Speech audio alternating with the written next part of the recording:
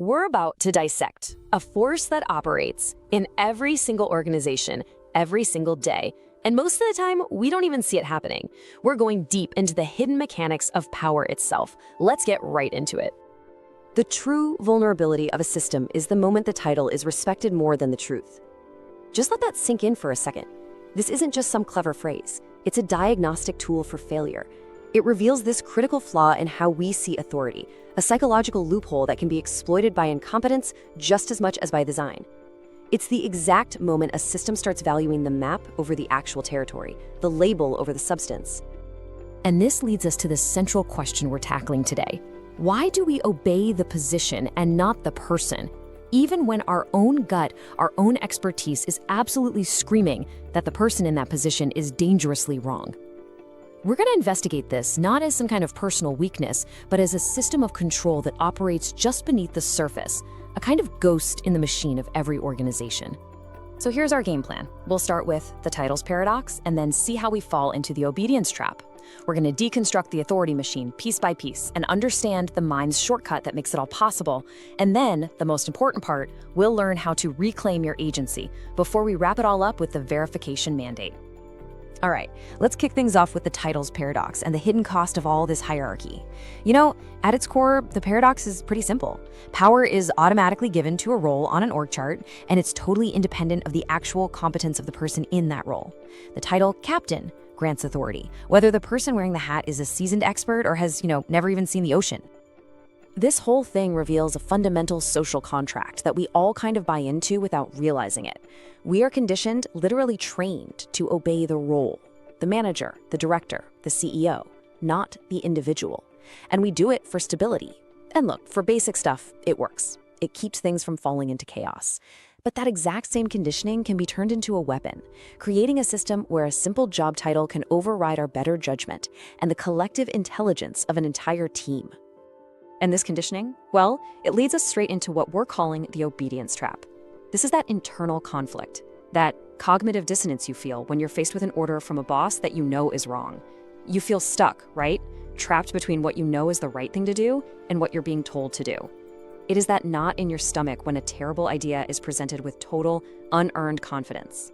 Now, the psychological mechanism behind this trap, it's called the agentic state. This is when you start to see yourself as just an agent, someone who's just carrying out another person's wishes. You literally outsource your critical thinking and your moral responsibility. Think of it like you're blindly following your GPS down a one-way street the wrong way. You suspend your own judgment because you've decided the system must know better. And this is where the control shifts. The second you enter that passive agentic state, you are no longer in the driver's seat. And this is the collision that's happening inside our own heads. On one side, you've got your valid skepticism. It's based on data, on experience, on simple logic.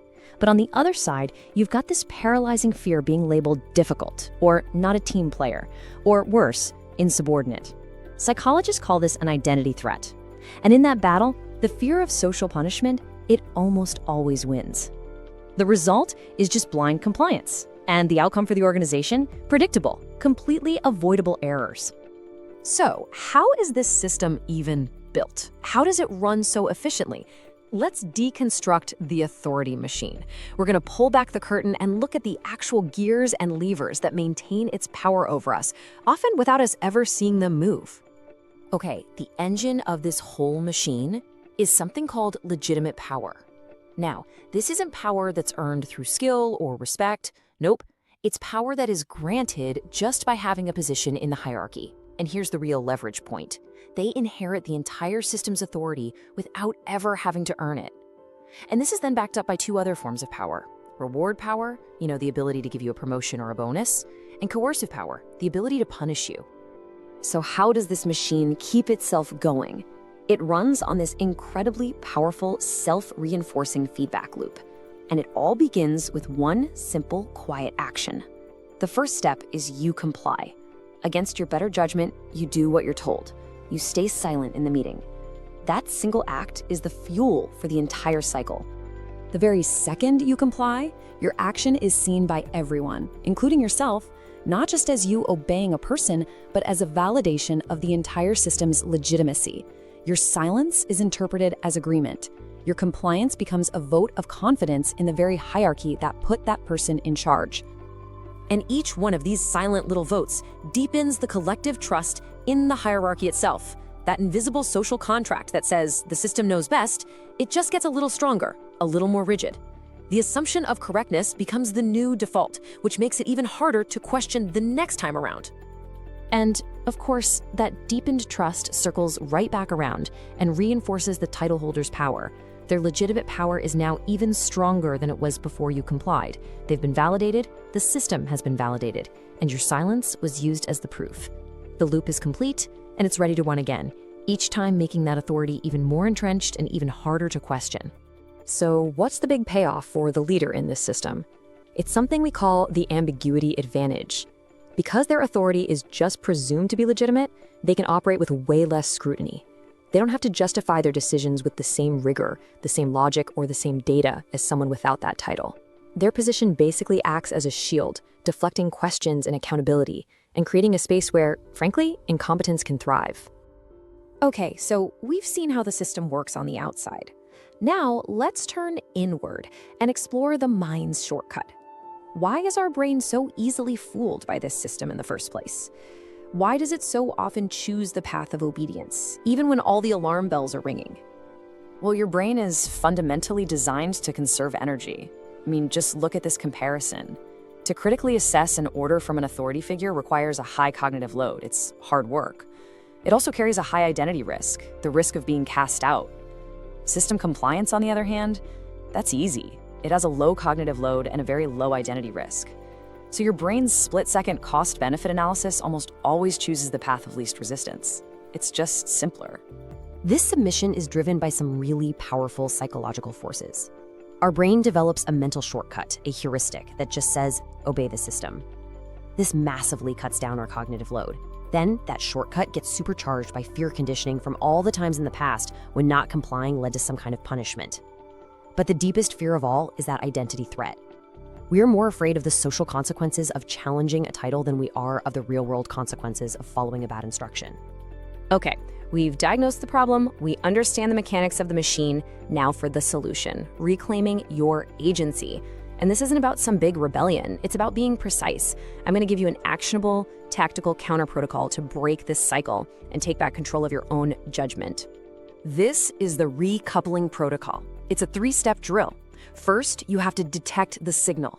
And the signal is any order that's justified by because I'm the boss, instead of by data or sound logic. Second, ask the moral question. Internally, just ask yourself, what is my responsibility for the outcome here? This simple question is a circuit breaker.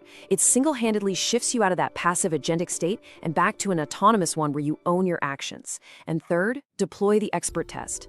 Ask a simple, neutral, non-confrontational question about the data or the logic. Something like, can you help me understand the data behind this decision? It's a subtle but incredibly powerful way to verify competence, not just title. Now, to be perfectly clear, this isn't about creating chaos. Real leaders understand this dynamic.